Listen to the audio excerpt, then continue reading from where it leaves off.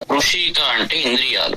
ఇప్పుడు మనం ఏదైతే మనం వాక్కు, పంచ కర్మేంద్రియాలు, పంచ జ్ఞానేంద్రియాలు ఏవైతే ఉన్నాయో ఇవన్నీ ఇంద్రియాలు. వీటిని ఋషిక అంటారు. వాటికి ఋషికాణ, వీటికి ఈశ అంటే కంట్రోల్ చేసేవాడు, వాటి కంట్రోల్లో ఉండేవాడు కాదు. ఋషిక అంటే ఇంద్రియాలు, ఋషికాణ ఈశ. ఎందుకంటే కృష్ణుడు ఏం చేస్తున్నాడు ఇక్కడ? నారాయణ స్వరూపుడు ఆయనే రథాన్ని తోలుతున్నాడు. అంటే కరెక్ట్ అక్కడ ఏ శబ్దం వాడానో అది ఎందుకు అట్లా వాడాడు అంటే, ఆయన రథసారథి. రథసారథి ఏం చేస్తాడు అంటే గుర్రాలను అదుపులో పెట్టుకుంటాడు. అదుపులో పెట్టుకొని రథాన్ని తోలుతాడు. అంటే ఈ గుర్రాలు అనే ఇంద్రియాలను కంట్రోల్ చేసేవాడు. అందుకే ఋషికేశ. తర్వాత పాంచజన్యం పూరించాడు. ఈ పాంచజన్యంలో స్పెషాలిటీ ఏంటి? పాంచజన్యం ఇంకో స్టోరీ ఉన్నది. ఏంటి అంటే తన గురువు సందీపని మహర్షి దగ్గర గురుదక్షిణగా గురువు కొడుకును పంచజనుడు అనే రాక్షసుడు సముద్ర తీరంలో దొంగిలిస్తాడు. దొంగిలిస్తే ఆ గురువు యొక్క కొడుకును రక్షిస్తాడు. రక్షించి ఆ పంచజనుడనే రాక్షసుని అస్థి నుంచి పుట్టిన ఏదైతే శంఖం ఉన్నదో అదే పాంచజన్యం.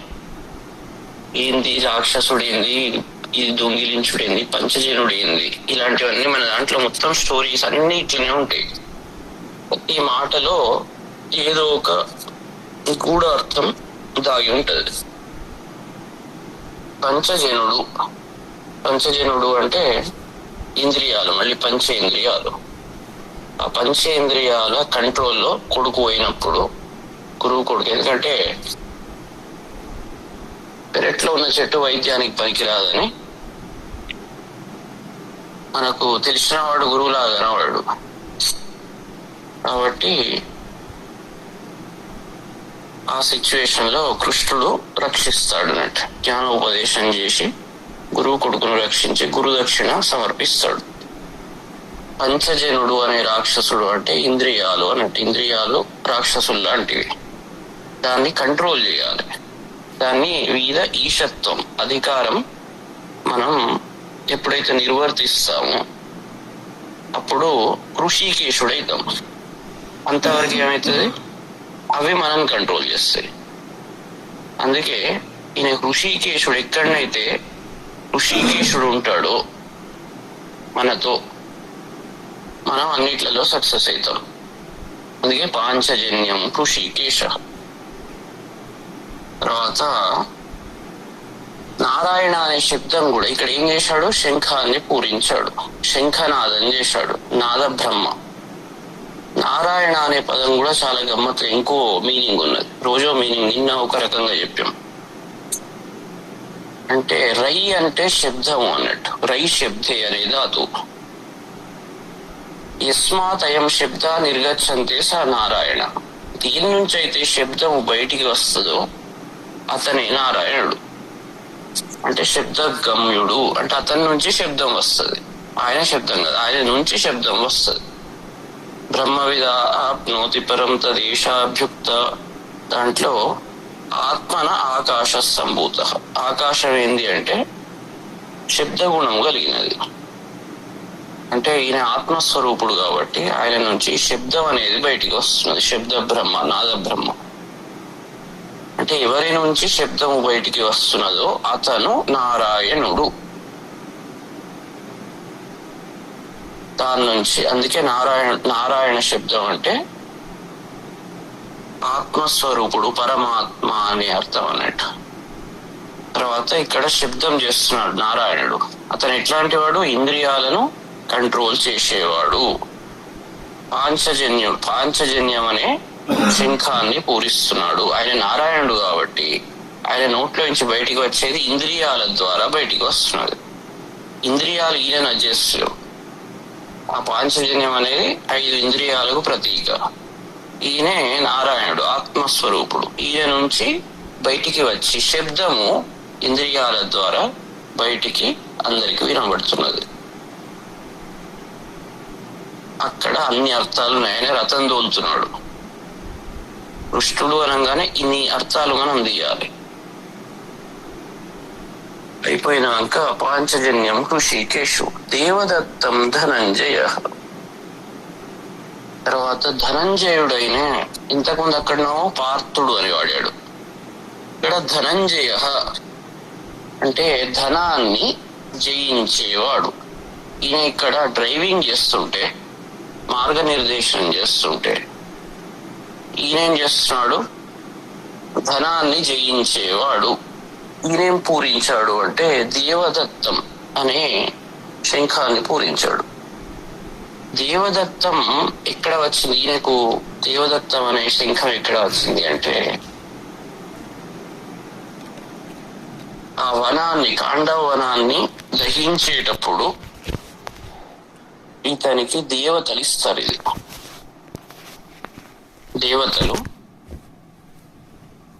దేవతలు ఎవరు? వరుణుడు అగ్నిహోత్రుణ్ణి రక్షిస్తాడు, కాండవ వనాన్ని దహించి తన ఆకలిని తీరుస్తాడు.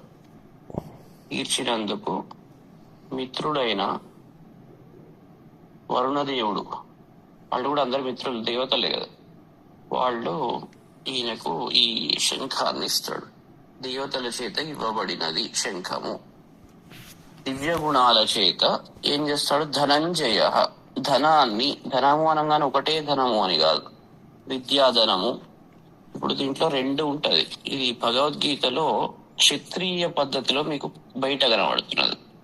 ఏంది అంటే, పోయి ఆయన యుద్ధం చేస్తున్నాడు, బయట దుష్టులను సంహరిస్తున్నాడు. పాకిస్తాన్ మీద ఇండియా యుద్ధం చేసినట్టు. ఫర్ ఎగ్జాంపుల్, దుష్టులు అటాక్ చేస్తున్నప్పుడు, అధర్మంగా ప్రవర్తిస్తున్నప్పుడు వీళ్ళు ముందరబడి వాళ్ళని జయించడం. ఇక మన లోపల కూడా ఉన్న దుష్టత్వాన్ని నాశనం చేయడానికి శబ్ద శక్తితో, ఎందుకంటే బ్రాహ్మణునికి వాక్కే బాణం, క్షత్రియునికి శస్త్రం అయితే బ్రాహ్మణునికి అస్త్రం. వాక్కే బాణం, దేవతలకు వాక్కే బాణం. అందుకే గీర్వాణులు అంటారు వాళ్ళను. ఆ వాక్కు ఎట్లా వస్తుంది? శబ్దస్వరూపం. వాక్కు మొత్తం శబ్దస్వరూపం. ఆ శబ్దస్వరూపంతో మనం ఏం చేస్తున్నాం అంటే, మనలో ఉన్న దుష్టత్వాన్ని నాశనం చేస్తున్నాం. సరస్వతి అంటే ఎవరు? శబ్దస్వరూపిణి, వాక్ స్వరూపిణి. ఆ వాక్కు మొత్తం పరాపశంతి మధ్యమా వైఖరి, లోపల మొత్తం నిండే వాక్కు. ఆ మొత్తం వాక్కు అది ఏది చదివినా, ఏ స్తోత్రాలు చదివినా, ఆ స్తోత్రం, ఈ స్తోత్రం, ఈ స్తోత్రం అని దాన్ని మళ్ళీ సపరేట్ అది ఏ స్తోత్రం అయినా, అన్ని స్తోత్రాలు ఏంటి? ఒక దివ్య భావనలను మనలో కలిగింపజేస్తాయి. ఆ దివ్య భావనలు ఏం చేస్తాయంటే, మనలో ఉన్న అసురులను తొక్కి పెడతాయి. ఇది ఈ స్తోత్రాల రూపంలో దాన్ని భావం చేస్తూ మనం ఎప్పుడైతే చదువుతూ ఉంటామో మనలో దివ్య భావనలు పుడతాయి. మళ్ళీ అది బంద్ చేయగానే మళ్ళీ వేరే మొదలవుతాయి, అనవసరమైన ఆలోచనలు, మెచ్యూరిటీ పూర్తిగా రాకుండా. అందుకే ఎప్పుడు దివ్యమైన ఆలోచనలతోటే శబ్దం చేయాలి. ఆ శబ్దం వల్ల అది నాద బ్రహ్మ శక్తితో రాక్షస సంహారం మనలో జరుగుతుంది. అందుకే అందరూ ఈ బయటి ధనము గొప్పదా? ఇది విద్యాధనం. బయటి ధనం గొప్పది. బయటి ధనం ఏంది? అది సంపాదించుడు కష్టం. మళ్ళీ దాన్ని వ్యయం అయింది అంటే, వేరే వాళ్ళకి ఇచ్చామంటే మళ్ళీ దొరకదు, వెళ్ళిపోతుంటది అది. కానీ విద్యాధనం అట్లా కాదు. ఇది అక్కుతో భయం. దీనికి భయం అనేది ఉండదు. బయటి ధనానికి భయం ఉంటది. ఎవడు వచ్చి దొంగిలిస్తాడు, వాడు డబ్బు కోసం వీడిని చంపుతాడు, ఇట్లాంటి అనేక భయాలు ఉంటాయి. అందుకే ఈ వాగ్దానం ఏదైతే ఉంటుందో శబ్దం, ఎందుకంటే ఇక్కడ ఏం చేస్తున్నాడు? పూరిస్తున్నాడు, శబ్దం చేస్తున్నాడు. ఎందుకు అసలు శంఖం పూరించాలి ఏంటి అంటే, దీని అర్థం అది అన్నట్టు. వాక్శక్తి ఏదైతే ఉంటుందో అది దుష్ట సంహారం కోసం ఉపయోగపడుతుంది. అందుకే కేయూరాణి నభూషయంతి పురుషం. మనిషి దేనికోసం తాపత్రయపడాలి, దేనికోసం కష్టపడాలి నిజంగా అంటే విద్య కోసం కష్టపడాలి. ఎందుకంటే అదే నిజమైన ధనం. అందుకే భారతీ దానము ప్రాణదానము అంటాడు. కేయూరాణి నభూషయంతి. మనిషి అలంకారం కోసం ఇవన్నీ ధనాన్ని సంపాదిస్తాడు. ఆభరణాలు పెట్టుకోవాలి, ఇల్లు అన్ని ఆభరణాలే ఇవన్నీ. అంటే ఒక స్పెషాలిటీ, అట్రాక్షన్ కోసం. మరి ఏం చెప్తున్నాడంటే కేయూరాణి నభూషయంతి సతతం హారాన చంద్రోజ్వల. మనిషిని నిజంగా అలంకారం, మనిషికి నిజమైన అలంకారం ఏంది అని వాక్కు యొక్క గొప్పతనాన్ని భర్తృహరి వివరిస్తున్నాడు. న స్నానం న విలేపనం న కుసుమం నాలంకృత మూర్ధజ వాణ్యేకా సమలంకరోతి పురుషం యా సంస్కృత ధార్యతే క్షీయంతే అఖిల భూషణాన్ని సతతం వాగ్భూషణం భూషణం. వాక్కు మాత్రమే నిజమైన భూషణం, మిగిలినవన్నీ అఖిల భూషణాన్ని అన్ని సతతం క్షీయంతే, అన్ని ఎగిరిపోతాయి, ఏది పర్మనెంట్ కాదు. కేవలం విద్యాధనము వాక్కుతో పాటు దాని భావం, అర్థం, ఈ రెండేం చేస్తాయి, మనిషిని ఎప్పుడు శుద్ధి చేసి అతన్ని అందంగా ఉంచుతాయి. మిగిలిన భూషణాలు ఏవైతే ఉంటాయో అవన్నీ కూడా క్షీణించేటివే అని చెప్తున్నాడు. అయితే వాక్కు మళ్ళీ రెండు రకాలు. ఈ టైంలో వాక్కును కంట్రోల్లో పెట్టుకోవాలి, ఈ టైంలో మాట్లాడాలి. వాక్కు ఎక్కడ ఏ పని చేయాలో అక్కడ ఆ పని చేస్తే బాగుంటది, ఇక్కడ ఏ పని చేయకూడదో అది చేయకుంటే బాగుంటది. చేయాల్సిన చోట చేయకుండా చెయ్యకూడని చోట చేయడం, ఈ రెండు మంచివి కాదు. అందుకే ఇది చెప్తాడు. మరి నాకు అంత వాక్కు లేదు, అప్పుడు ఏం చేయాలి అంటే నోరు మూసుకొని ఉండాలి. అందుకే ఇంకొక మంచి అద్భుతమైన శ్లోకం ఉన్నది దాంట్లో. స్వాయత్తం ఏకాంత హితం విధాత్ర వినిర్మితం చాదనం అజ్ఞతాయ విశేషత సర్వ విధాం సమాజే విభూషణం మౌనం అపండితాన. విషయం తెలియనప్పుడు బ్రహ్మ ఏం చేశాడంటే, విధాత్ర బ్రహ్మ చేత ఏకాంత హితం, చాలా ఒకటే హితం చేసేది, మన కంట్రోల్లో ఉండేది స్వాయత్తం. మన అజ్ఞానాన్ని కప్పిపుచ్చుకోవడానికి మౌనం సర్వ విధాం సమాజే, తెలిసిన వాడు మాట్లాడుతున్నాడు, గురువు చెప్తున్నాడు, చెప్పినప్పుడు అక్కడ ఏం చేయాలంటే మౌనంగా వినాలి. అదే బ్రహ్మ చేత సృష్టింపబడ్డది. మౌనం అనే ఒక శక్తి, ఒక టెక్నిక్ బ్రహ్మ చేత సృష్టింపబడ్డది. అక్కడ మౌనంగా ఉండాలి, ఉండి విషయాన్ని మనం గ్రహించాలి.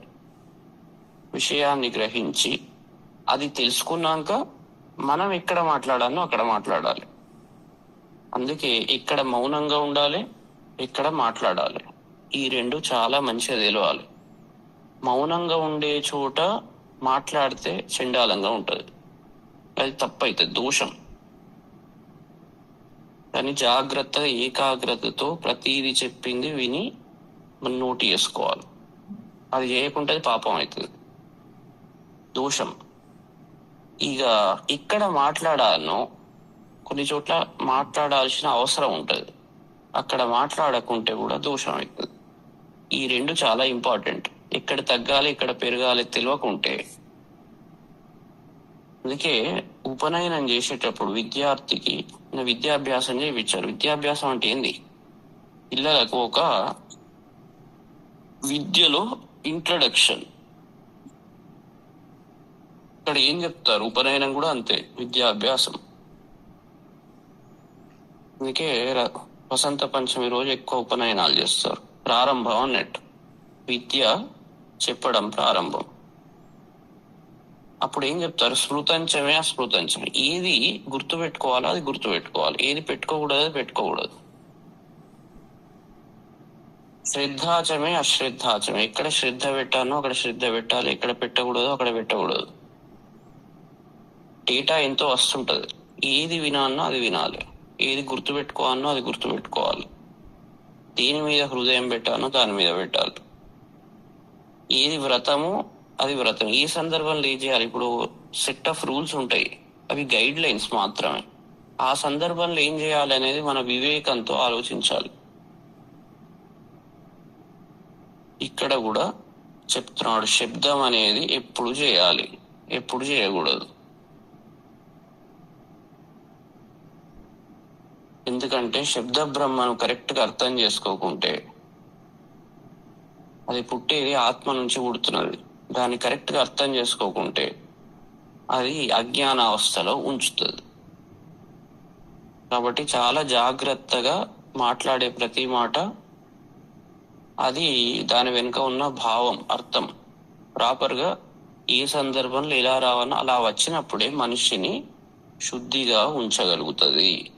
అందుకే ఇక్కడ వీళ్ళిద్దరూ మొదలు నరనారాయణ స్వరూపులైన ఋషికేశుడు, ధనంజయుడు, వీళ్ళిద్దరు ఏం చేస్తున్నారు, శంఖాన్ని పూరించారు. అది ఎట్లాంటిది, అది దివ్య ఉశంఖవు. అవి రెండు దివ్య శంఖాలు. దాని నుంచి వచ్చే నాదము ప్రపంచాన్ని అజ్ఞానం నుంచి జ్ఞానం వైపు పట్టుకపోగలుగుతుంది, అధర్మం నుంచి ధర్మం వైపు, చీకటి అంధకారం నుంచి వెలుగు వైపు పట్టుకపోయే నాదం అది. తర్వాత పౌండ్రం దద్మౌ మహాశంఖం భీమకర్మ వృకోదర. వృకోదరుడైన భీముడు పౌండ్రం అనే శంఖాన్ని పూజించాడు. ఈయన పని ఏంటంటే భీమకర్మ అని పేరు. భీముడు భయంకరమైన పనులు చేస్తాడు. అంటే ఆయన పని దుష్టత్వాన్ని ఫస్ట్ నాశనం చేయడం, భయపెట్టించే స్వభావము కలిగిన వాడు. అంటే దేన్ని భయపెట్టిస్తాడు అంటే అధర్మాన్ని భయపెట్టిస్తాడు. భీముని చూడంగానే అధర్మము భయపడుతుంది.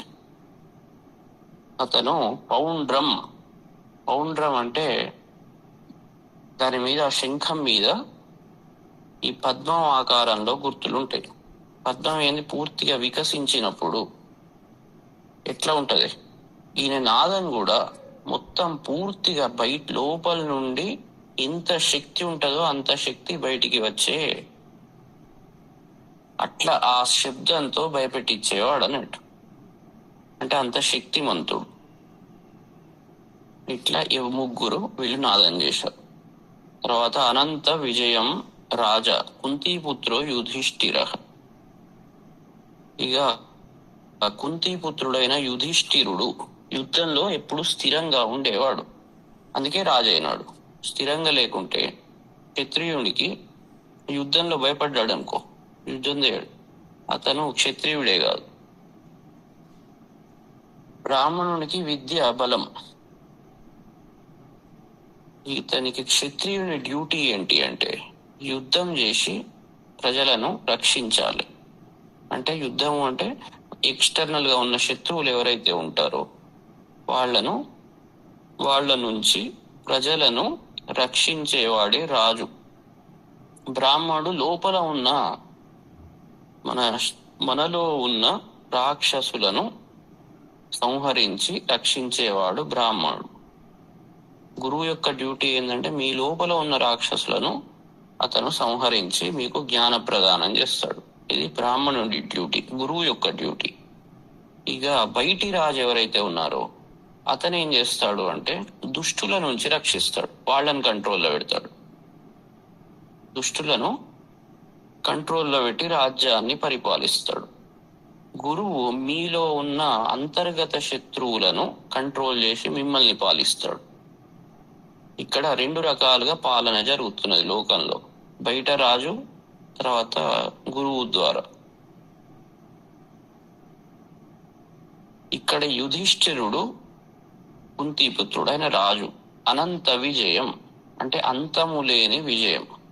ఇతని దగ్గర ఉన్న శంఖం ఏంది అంటే విజయానికి అంతం లేదు, అంటే ఎప్పుడు ఆయన విజయుడే. ఎందుకంటే ఈ యుధిష్ఠిరుడు మామూలు బయటి రాజ్యాన్ని పరిపాలించుడు మాత్రమే కాదు, అతని నిరంతరం ధర్మాచరణ చేస్తూ ఎప్పుడు తన మీద తను కంట్రోల్లో పెట్టుకునేవాడు.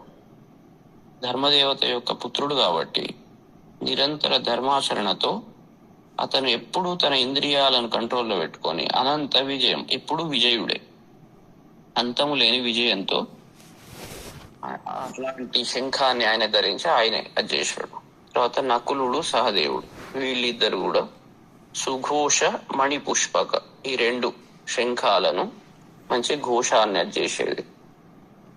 మణిపుష్పక ఈ రెండు రెస్పెక్టివ్లీ నకులుడు సుఘోష, సహదేవుడు మణిపుష్ప ఈ శంఖాలను వాళ్ళు పూరించారు. ఇక మిగిలిన వాళ్ళ గురించి షార్ట్ కట్. మెయిన్ వాళ్ళు కృష్ణుడు మెయిన్, తర్వాత అర్జునుడు, నరనారాయణుడు జంట అయిపోయింది. ఇక్కడ బయట యుద్ధం జరుగుతున్నది కాబట్టి భీముణ్ణి మెయిన్ ఆ శబ్దంతో అక్కడ వాతావరణం అంతా నింపాడు. ఆ తర్వాత యుధిష్ఠిరుడు, నకులుడు, సహదేవుడు. వీళ్ళది అయిపోయినాక మిగిలిన వాళ్ళ గురించి వాళ్ళ స్పెషాలిటీ ఏం చెప్పకుండా కాశ్యశ్చ పరమేశ్వాస, శిఖండీ చ మహారథ, దృష్టద్యుమ్నో విరాటశ్చ, సాత్యకిశ్చ అపరాజిత, ద్రుపదో ద్రౌపదేయాశ్చ సర్వశ పృథివీపతే, సౌభద్రశ్చ మహాబాహు, శంఖాన్ దద్ముహు పృథక్ పృథక్.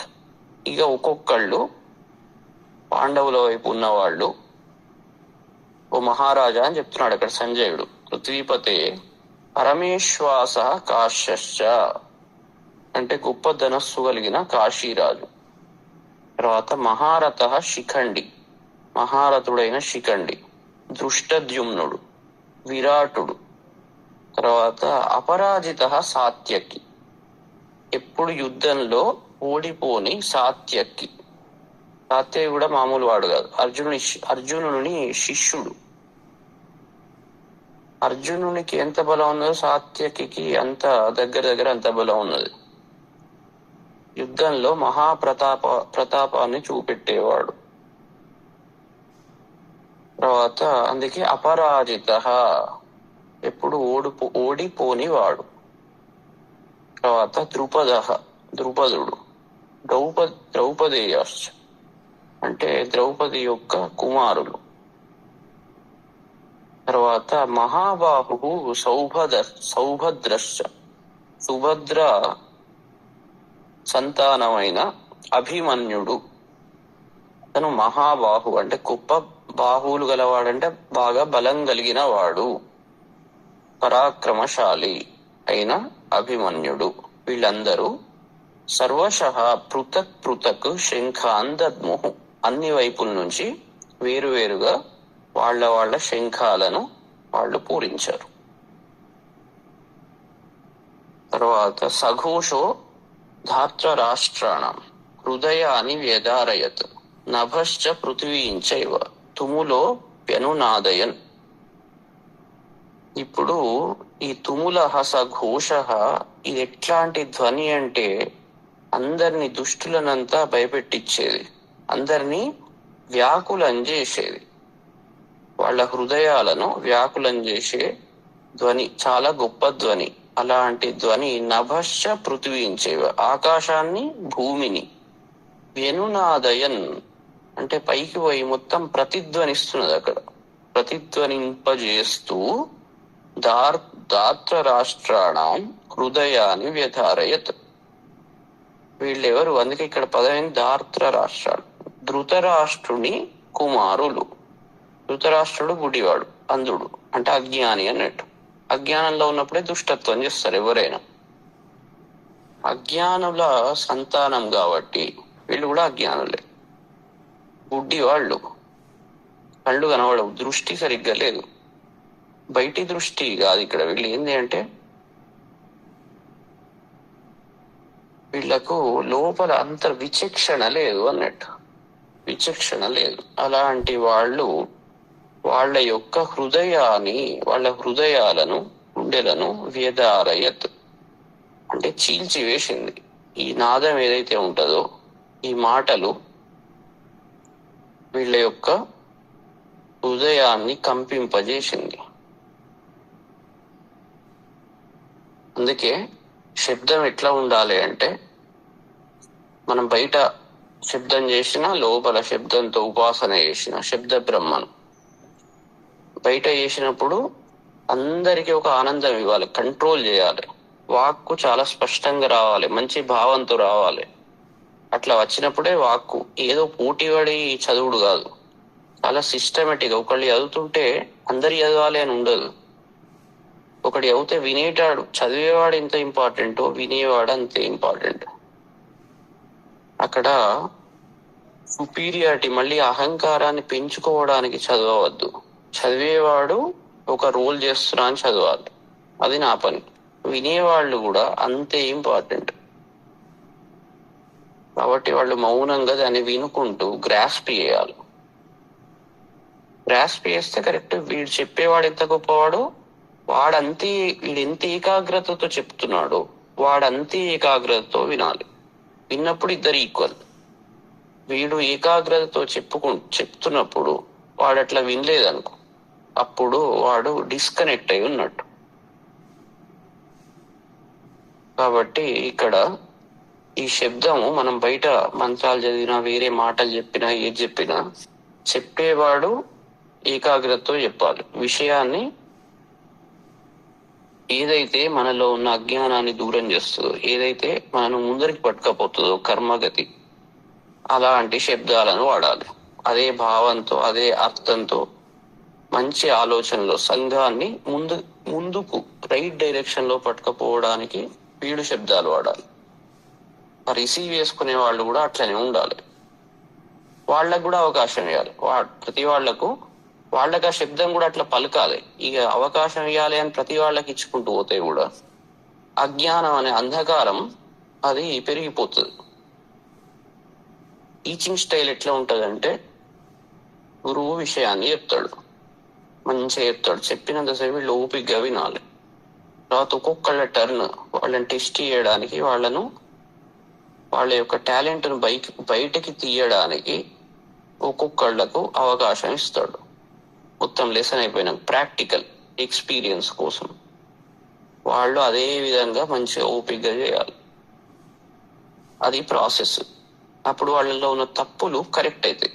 లేకుంటే వాళ్ళు అదే అజ్ఞానంతో కూడిన మాటలను మళ్ళీ వాళ్ళు ఒక తప్పు ఎవరికైనా చెప్పామనుకోండి, మనం ఓ శ్లోకాన్ని వివరిస్తున్నాం, ప్రతి వాడు టీచర్ కావాలంటే కూడా కష్టం. అందరు చెప్పుడు మొదలు పెడితే ఏదో నేర్చుకున్నాడు, ఒకటి నేర్చుకొని దాన్ని పోయి చెప్పాడు, దాంట్లో తప్పులు ఉన్నాయి అనుకోండి, 100 మందికి చెప్తే 100 మంది ఆ తప్పులను, ఆ అంధకారం, వీళ్ళలో ఆల్రెడీ అంధకారం ఉన్నది, ఇది సరిగ్గా పూర్తిగా తెలియలే వీళ్ళకు, దాన్ని పోయి ఇంకొకరికి చెప్పాడు, ఈ 100 మంది కూడా ఇదే తయారవుతారు, వాళ్ళకు కూడా ఇదే అజ్ఞానం అంటుకుంటది. అందుకే చాలా కేర్ఫుల్ ఉండాలి. మనం ఒక విషయాన్ని చెప్పేటప్పుడు కంప్లీట్ ఆ విషయం చిన్నదే కావచ్చు, అంటే మరి చెప్పొద్దా, ఏది చెప్పొద్దా, అట్లా కాదు. మీరు నేర్చుకునేది అందుకే మంచిగా నేర్చుకోండి. ఒక్క శ్లోకం నేర్చుకున్నా మంచిగా నేర్చుకోండి. అప్పుడు ఒక్క శ్లోకం చెప్పండి ఎవరికన్నా, దాన్ని పరిపూర్ణంగా తెలుసుకొని ఆ శ్లోకాన్ని చెప్పండి. నేను మొత్తం ఒకటేసారి నేర్చుకుంటే ఏది పడితే చెప్తా అంటే మీ అంధకారాన్ని ప్రతి వాళ్లకు దాన్ని వ్యాప్తి చేస్తారు. ఎవరు చెప్పారు అంటే ఫలానా వాడు చెప్పాడు అంటారు. పేర్లు తీయద్దు అట్లా. వాడి దగ్గర నేర్చుకున్నంత మాత్రాన అన్ని వస్తాయని రూల్ లేదు. కాబట్టి నేర్చుకునేది జాగ్రత్తగా నేర్చుకోవాలి, ఏకాగ్రతతో కరెక్ట్ గా నేర్చుకోవాలి. సర్టిఫైడ్ అయినాక అప్పుడు మీరు దాన్ని ప్రచారం చేయవచ్చు. ఆ ఒకటే శ్లోకం కావచ్చు, శుక్లాంబరధరం విష్ణువే కావచ్చు. అప్పుడు మీరు కాన్ఫిడెంట్ గా చెప్తారు. మీరు సరిగ్గా నేర్చుకోకుండా చెప్పుడు మొదలు పెట్టారనుకోండి, ఇది మీ అజ్ఞానం మళ్ళీ ఇంకొక 100 మందికి అంటిస్తారు. వాళ్ళు 100 మందికి, వాడు 100 మందికి అంటిస్తాడు. అందుకే చాలా జాగ్రత్తగా ఉండాలి టీచింగ్ లో కూడా. చాలా స్టూడియస్ వినడం ఒక్కటే కాదు, నోట్స్ రాసుకోవాలి. ఎందుకంటే విన్నది విన్నట్టే ఎగిరిపోతుంటది. ప్రతిదీ సిస్టమేటిక్ గా రాసుకొని దాన్ని రివిజన్ చేస్తూ, ఇన్ని రోజుల నుంచి ఇప్పుడు అందరూ నోట్స్ పెట్టారనే అనుకుంటున్నాను, నోట్బుక్ లేకుంటే, ఎందుకంటే ఒక రోజుకు ఇంకో రోజుకు అంత కనెక్టెడ్ ఉంటాయి. ఈ సబ్జెక్ట్ ఎట్లాంటిదంటే, మనం క్లాస్ లో మల్టిపుల్ సబ్జెక్ట్స్ నేర్చుకుంటాం. ఫిజిక్స్, కెమిస్ట్రీ, మ్యాథమెటిక్స్, కామర్స్, ఇది తెలుగు, ఇంగ్లీష్, హిందీ. దీని సబ్జెక్ట్ పద్ధతి దానికే ఉంటది, ఒకదానికొకటి పొంతన ఉండదు. మ్యాథమెటిక్స్ నేర్చుకునేటప్పుడు మ్యాథమెటిక్స్ పద్ధతిలో ఉంటది, తెలుగు నేర్చుకునేటప్పుడు తెలుగు పద్ధతిలో ఉంటది. ఇవి డిఫరెంట్ సబ్జెక్ట్స్. దీని అవగాహన దానికి రావాలి. ఒకరోజు ఏమని చెప్తాం, ఇది నమ్మకంగా ఉండాలి, నమ్మకం చాలా ఇంపార్టెంట్, అవి ఇవి అని చెప్తాం. ఇంకో రోజు అనలైజ్ చేయాలి అని ఇంకో రోజు చెప్తాం. ఈ రెండు విరుద్ధ అంశాలు. నమ్మకం వేరు, అనాలిసిస్ వేరు. నమ్మకంలో పూర్తి ట్రస్ట్ ఉంటుంది, అనాలిసిస్ లో చాలా డీటెయిల్డ్ ప్రతిది పిన్ పాయింట్ చేస్తుంటాం. అయితే ఈ రెండు విరుద్ధమైన శక్తులు, ఒకదానికొకటి పడదు అది. అయితే ఏది ఇక్కడ ఇంతకుముందు అన్నట్టు ఏది ఎక్కడ వాడాలో అది అక్కడ వాడాలి. ఇప్పుడు గురువు దగ్గరికి వచ్చి డౌట్ చేస్తే అది మీరు విరుద్ధంగా ఉపయోగిస్తున్నట్టు ఆ శక్తిని. షాప్ లో వాడి దగ్గరికి పోయి నమ్మకం ప్రదర్శిస్తే అక్కడ మీరు విరుద్ధంగా ప్రవర్తిస్తున్నట్టు. బిజినెస్ చేసే దగ్గర వాళ్ళు మోసం చేయడానికి స్వార్థం కోసం ఉంటారు, అక్కడ మీరు చాలా డీటెయిల్డ్ అనాలిసిస్ చేయాలి. అక్కడ నమ్మకూడదు, కానీ అక్కడ నమ్ముతారు. విచిత్రం ఏంటంటే లోకంలో మన లోకం తీరు ఏ శక్తిని ఎక్కడ ప్రయోగం చేయాలనో ఆ శక్తిని అక్కడ ప్రయోగం చేయరు. ఎక్కడ మాట్లాడానో అక్కడ మాట్లాడరు, మౌనంగా ఉంటారు. ఎక్కడ మాట్లాడద్దో అక్కడ మాట్లాడతారు, విరుద్ధ ప్రయోగం అన్నట్టు. ఎక్కడ అనాలిసిస్ చేయాలనో అక్కడ చేయరు, ఎక్కడ చేయొద్దో అక్కడ చేస్తారు. ఎక్కడ నమ్మానో అక్కడ నమ్మరు, ఎక్కడ నమ్మద్దో అక్కడ నమ్ముతారు. ఇవి విరుద్ధ శక్తులు. ఇప్పుడు ఒక పండితుడు ఇంటికి వచ్చాడు, ఓ విషయాన్ని చెప్పాడు. వాడు వెళ్ళిపోగానే వాళ్ళలో ఉన్న దోషాలను గుర్తు చేస్తారు, దాని మీద డిస్కషన్ పెడతారు. వాణిలో ఉన్న మంచి గురించి మాట్లాడాలి కదా, అది మాట్లాడారు. విచిత్రం, లోకం తీరన్నట్టు. ఇది నీకు కావాల్సింది ఏందో తీసుకోరా బాబు. మనకి ఏదైతే కావాలనో, అందుకే శ్రద్ధాచమే అశ్రద్ధాచమే. ఇక్కడ ఏది శ్రద్ధ పెట్టాలి దాని మీద శ్రద్ధ పెట్టాలి, ఇక్కడ పెట్టకూడదు దాని మీద పెట్టకూడదు. ఇప్పుడు గులాబీ పువ్వును తెంపేటప్పుడు మీరు ముళ్ళ మీద ధ్యాస పెట్టదు, గులాబీ పువ్వు మీద ధ్యాస పెట్టాలి. ఇవన్నీ చాలా ఇంపార్టెంట్ ఫండమెంటల్ రూల్స్. మనిషి విద్య నేర్చుకునేటప్పుడు విద్యాభ్యాసంలో ఉండే ఫండమెంటల్ రూల్స్ ఇవి మిస్ అయినాం అనుకోండి. ఎందుకంటే జీవితంలో ప్రతి చోట రెండు రకాలు కనబడుతుంటాయి మీకు. ఏది సంగ్రహించానో అది మాత్రమే సంగ్రహించాలి, అది లేకుంటే మాత్రం దృష్టి ఎప్పుడు వేరే దాని మీదకే పోతున్నది అనుకోండి, పోతుంటే అక్కడ విద్య ముందరికి పోదు. విద్య అనే ప్రాసెస్ ఎప్పుడు మన మనస్సును మంచి వాటితో నింపుకుంటూ ముందరికి పోవడం, నెగిటివిటీని పక్కకు పడేసుకుంటూ మంచిని పెంచుకుంటూ ముందరికి పోవాలి. కాబట్టి ఈ ఫండమెంటల్ క్వాలిటీస్ ఎక్కడెక్కడ ఏదేది తీసుకోవాలి, దేని మీద ఎక్కడ, ఎవరితో ఎలా ఉండాలి, ఏ క్వాలిటీ ఎక్కడ చూపెట్టాలి, ఏ అస్త్రాన్ని ఎక్కడ ప్రయోగించాలి, అన్ని చోట ఒకటే అస్త్రం తీసి అన్నిటికి ఒకటే డోలో టాబ్లెట్ వేసుకుంటే అది మంచిగా ఉండదు. అన్నిటికి ఒకటే మందు ఉండదు, అన్నిటికి ఒకటే స్కిల్ అప్లై చేయొద్దు. డిఫరెంట్ స్కిల్స్ ఉంటాయి, డిఫరెంట్ సబ్జెక్ట్స్ ఉంటాయి. ఏ సబ్జెక్టును ఎక్కడ, ఇదే మన వివేకం, ఇదే విద్య.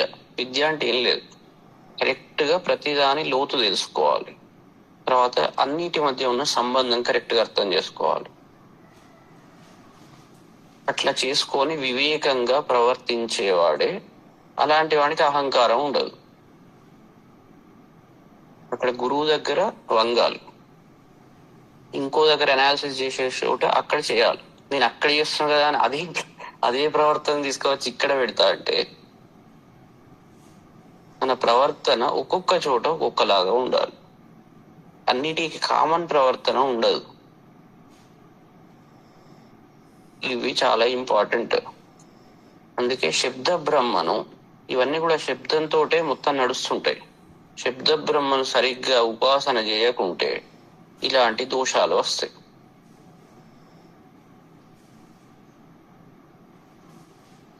ఇవాళ లెసన్ ఇంతే. ఇక్కడి వరకు అయిపోయింది. అయిపోయినాక ఇక నెక్స్ట్